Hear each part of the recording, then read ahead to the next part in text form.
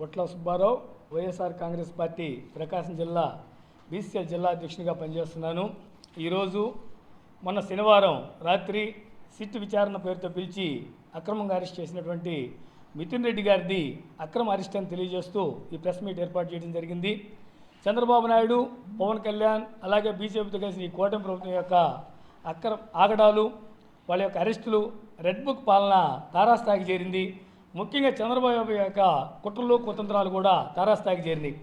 ఎప్పుడైతే ఈ ప్రభుత్వం వచ్చిందో ఆ రోజు ఏదైతే అబద్ధపు హామీలు, సూపర్ సిక్స్ హామీలతోటి అధికారంలోకి వచ్చారో, ఒక మంచి పథకాలు ఇచ్చి ప్రజలను ఆదుకుంటారని ప్రజలంతా భావిస్తే వీరు ప్రజల్ని పక్కదారి పట్టించే విధంగా సూపర్ సిక్స్ హామీలు కానీ, బాబు షూరిటీ భవిష్యత్ గ్యారెంటీ హామీలు కానీ, ఈ మెగా డిఎస్సీ కానీ ఏమి ఇవ్వలేమని తెలిసిపోయి ఒక డైవర్షన్ పాలిటిక్స్లోకి దిగి ప్రజల్ని వీళ్ళందరినీ కూడా తప్పుదారి పట్టించే మార్గంలో వైఎస్ఆర్ కాంగ్రెస్ పార్టీని టార్గెట్గా పెట్టుకొని మా నాయకుల్ని అరెస్ట్ చేస్తూ ఉంటారు.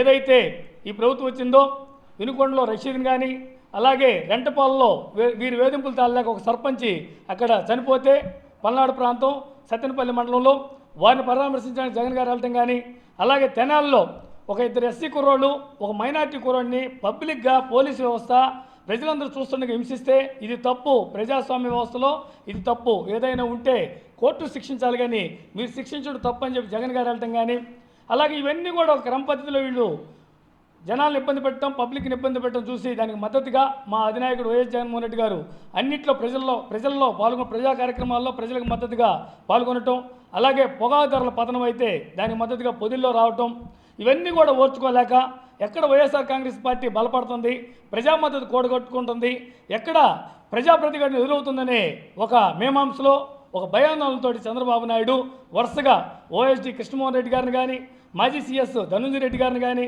మొన్న చెవిరెడ్డి భాస్కర్ రెడ్డి గారిని కానీ, నిన్న మిథున్ రెడ్డి గారిని కానీ ఒక క్రమ పద్ధతిలో అందరూ కూడా అరెస్ట్ చేస్తూ పోతూ ఉంటారు.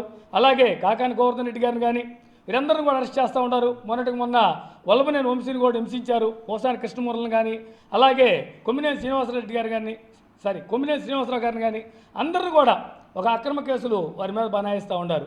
ఇవన్నీ చూస్తూ ఉంటే చంద్రబాబు నాయుడు ప్రత్యేకంగా ఒక సామాజిక వర్గం మీద కత్తి కట్టి ఆ సామాజిక వర్గాన్ని హింసించే పనిలోనే ఉన్నట్టుగా కూడా భావించాల్సి వస్తుంది. ఏమయ్యా చంద్రబాబు నాయుడు గారు, మేము అడుగుతూ ఉన్నాం, ఏదైతే మీరు ప్రలోభ పెట్టారో మేము ఇస్తున్న అమ్మఒడి, విద్యా దీవెన, వసతి దీవెన, చేయూత, ఆసరా, ఎన్నో అనేక సంక్షేమ పథకాలు మీరు ఇవ్వలేక తెల్లబోయి మీరు ఇచ్చే పథకాలన్నీ కూడా ఉచిత బస్సు కానీ ఇవన్నీ కూడా అమలు చేయలేమని తెలిసి ఇది ఒక పక్కదారి పట్టించే కార్యక్రమం జరుగుతూ ఉంది. ఏదైతే ఒక అక్రమ లిక్కర్ కేసు ఒకటి బనాయించి కొంతమంది ఉద్యోగుల్ని మీరు వేధించి వారి ద్వారా మీ ఆధ్వర్యంలో ఒక సిట్టు ఏర్పాటు చేసి ఆ విచారణ పేరుతోటి దానికి ఎటువంటి ఆధారాలు కానీ ప్రామాణికత కానీ లేదు. ఎక్కడైనా డబ్బు దొరికిందా? లేదు. ఈ డబ్బుతో ఎక్కడైనా పెట్టుబడులు పెట్టారా? మీరు నిరూపించలేదు. కేవలం ఒక అభూత కల్పంతో దాన్ని ఆధారంగా చేసుకొని ఎవరైతే వైఎస్ జగన్మోహన్ రెడ్డి గారికి బలంగా ఉండారో చెవిరెడ్డి భాస్కర్ రెడ్డి గారు కానీ, ధనుంజయ రెడ్డి గారు కానీ, మా కృష్ణమోహన్ రెడ్డి గారు కానీ వీళ్ళందరూ కూడా ఎవరో రాజకేశ్ రెడ్డి వీళ్ళందరూ కూడా మీరు భయపెట్టి వాళ్ళని అరెస్ట్ చేసి జైలు పాలు చేస్తూ ఉంటారు. నిన్న మిథున్ రెడ్డి గారిని సిట్ విచారణ పేరుతో పిలిచి కూడా మీరు అరెస్ట్ చేయడం జరిగింది. మీరు ఎటువంటి భయాందోళనకు గురి చేసినప్పటికీ కూడా వైఎస్ఆర్ కాంగ్రెస్ పార్టీ బెదర్తూ మీ యొక్క ఆలోచన విధానం అంతా కూడా ప్రజలు గమనిస్తూ ఉన్నారు. దీంట్లో 50,000 కోట్లు అన్నారు, మరి 30,000 కోట్లు అన్నారు, మొన్న 3,500 కోట్లు అన్నారు, ఈరోజు 2,000 కోట్లు అన్నారు.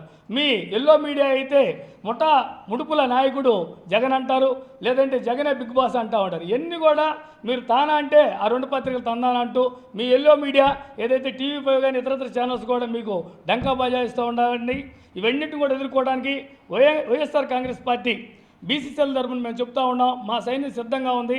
సోషల్ మీడియా ద్వారా ఈ సెల్ ఫోన్నే గన్నుగా భావించి దీని ద్వారానే అందరూ కూడా ప్రజలకు తెలియజేస్తాం. మీ యొక్క అభూత కల్పనలు, మీ యొక్క కుట్రలు కుతంత్రాలను కూడా పటాపంచలు చేస్తాం. మీ నేపథ్యమే 1983లో అధికారంలోకి వచ్చినటువంటి మహానాయకుడు ఎన్టీ రామారావు గారిని వెన్నుపోటు పొడిచి మీరు పార్టీని లాక్కున్నారు. అప్పటి నుంచే మీరు కుట్రలు కుతంత్రాలతోటి మీ రాజకీయ జీవితాన్ని అంతా కూడా కాలక్షేపం చేస్తూ మీ రాజకీయ జీవితం అంతా కూడా ఇలాగే నడుపుతూ ఉంటారు.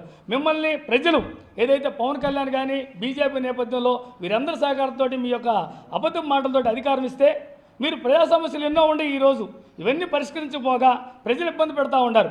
పథకాలకి ఏదైతే సంక్షేమ పథకాలు ఇవ్వడానికి మీ దగ్గర డబ్బులు లేవు, మేము ముందుకు వెళ్ళలేము అని చెప్పి ప్రకటిస్తారు. అలాగే బురదలో దొరికించడానికి, ఒక అమరావతిలో బురదలో దొరికించడానికి మీకు డబ్బులు వస్తూ ఉంటాయి. ఎన్నో కంపెనీలకి అది 2000 అయ్యేది 8000 ఎస్ఎఫ్టీ లెక్కన క్వాంటిటీ కట్టి మీరు డబ్బులు దొరికిస్తూ ఉంటారు. మరి వాటికైతే ఖజానా ఫుల్. ఈ విధంగా ఒక పక్కదారి పట్టించి మీరు దోచుకోవడానికి అమరావతి ఆల్రెడీ 35,000 ఎకరాలని ల్యాండ్ అక్విజిషన్ జరిగితే మళ్ళీ మాకు ఇంకో 40,000 ఎకరాలు కావాలంటారు. అంటే ఇదంతా కూడా ఒక దోపిడీకి మీరు ఒక పథకం ప్రకారం మీ ముఠా అంతా కూడా పన్నాగం పన్నింది. ఈ దోపిడీకి అడ్డుకోకుండా ఎవరైతే జగన్మోహన్ రెడ్డి గారికి మద్దతుకున్నారో వీరందరిని కూడా క్రమ పద్ధతిలో అరెస్ట్ చేస్తే మీకు ఈ ప్రజలందరూ కూడా దీని మీద దృష్టి మళ్లిస్తారు. మీరు అక్కడ అమరావతిలో దోచుకోవచ్చు. ఆ అమరావతి అయ్యేది కాదు.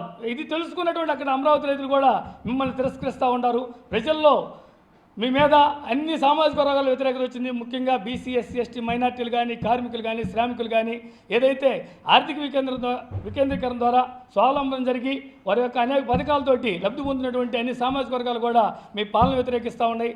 దీన్ని మేము తీవ్రంగా ఖండిస్తూ ఉన్నాం. ఇప్పటికైనా మీరు ఈ అక్రమ అరెస్టుల్ని ఆపి ప్రజలకు మేలు చేసే కార్యక్రమాలు చేయాలి.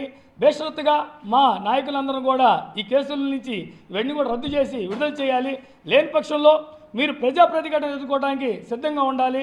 మేమే మా నాయకుల ద్వారా జైలు బరోకు కూడా పిలిపిస్తాము.